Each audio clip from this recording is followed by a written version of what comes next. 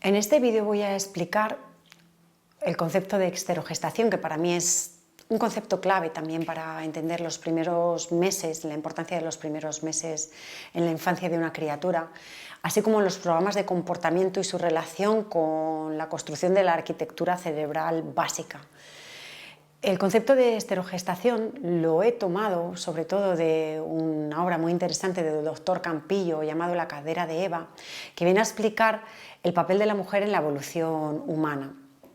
Esterogestación significa lo que la palabra dice, gestar en el exterior, y pertenece a las especies de animales que terminan de completar la gestación fuera del útero, es decir, completan la gestación cuerpo a cuerpo.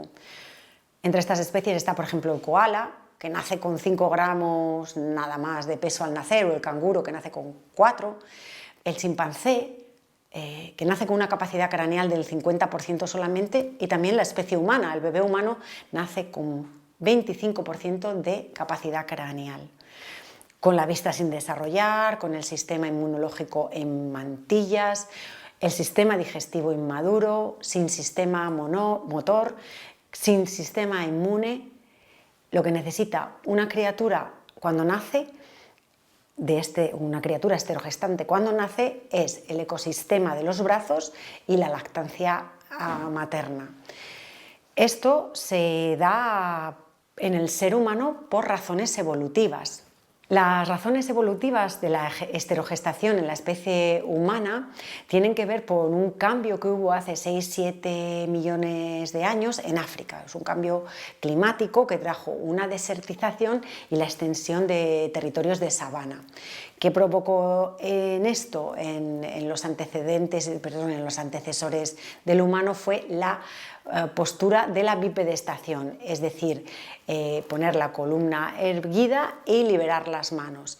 Esto trajo como consecuencia el aumento de la capacidad craneana.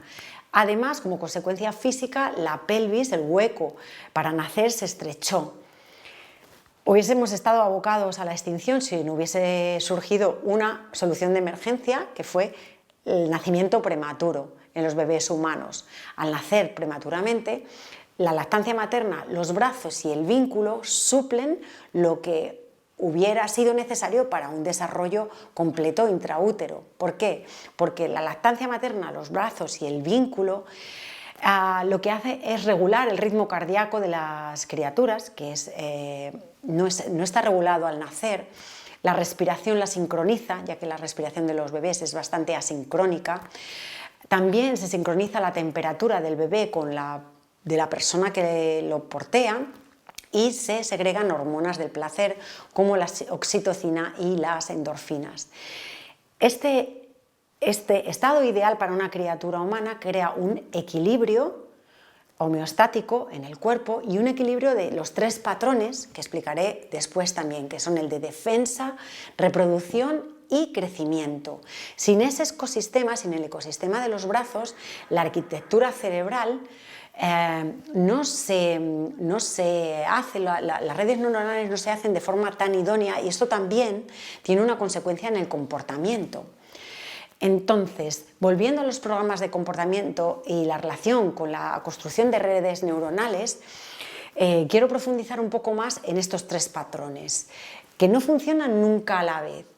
Estos 3 patrones que no se activan nunca a la vez regulan la producción hormonal, y esto afecta a cómo se desarrolla el sistema nervioso y el comportamiento que tiene la musculatura del cuerpo. Estos 3 patrones son el del crecimiento o alimentación, que es un patrón que está relacionado con el bienestar; el de la reproducción, que en los bebés obviamente está relacionado con la reproducción celular y no con la reproducción de la especie; y el patrón de la defensa, que solo se activa en caso de que se esté en riesgo y en peligro. Estos 3 patrones, como digo, siempre hay uno activo y los otros 2 desactivados. Por ejemplo, si está el patrón de la defensa activo, de la huida, no vamos a estar con el patrón de la alimentación activo. Nadie va a estar pensando en comerse un bocadillo si entra un león a la sala, por ponerlo con un ejemplo así un poco familiar, ¿no? Si el patrón de la defensa está de forma crónica activo, esto afecta a la arquitectura cerebral. ¿Por qué? Porque un bebé nace con, como hemos dicho antes, un 25% de capacidad craneana. Nace con un cerebro que digamos que Niels Bergman dice, esa ficha es la que gasta para nacer. Nace con un cerebro que se gesta, que se crea intraútero, pero que casi es la ficha que gasta para el nacimiento. Y después, el resto del cerebro, el 75% de capacidad craneana, se construye a través de conexiones, es decir, el bebé lo construye a través de las vivencias y las experiencias que tiene a lo largo de su día y a lo largo de su vida. Además, podemos añadir a esto que el sueño es la base del neurodesarrollo, porque cuando se duerme se segrega una hormona del crecimiento que se libera tras un ciclo completo del sueño, que es aproximadamente en una hora, a cada hora. Es decir, es por esto habitual que los bebés se despiertan cada hora, porque esa hormona del crecimiento se libera tras este ciclo del sueño. Cuando hay separación del bebé, de un cuerpo físico, cuando no hay apego, no hay vínculo y hay separación del cuerpo materno de un adulto, entonces se activa el patrón del estrés. No se segrega la hormona del crecimiento y sí se segregan otras, como la hormona cortisol, que impide el desarrollo cerebral, la construcción cerebral de forma óptima. Si tenemos en cuenta que en el aprendizaje primero se crean los circuitos que procesan información básica, obviamente un bebé no tiene todavía circuitos que procesan información compleja, y sobre estos primeros circuitos básicos se procesan después otros circuitos o redes neuronales que permiten la formación compleja. Si estos segundos se construyen por primeros o en base a los primeros, encima de los primeros, digámoslo así, pero los primeros no están fijados adecuadamente, es difícil el desarrollo de habilidades complejas. Por eso no debíamos extrañarnos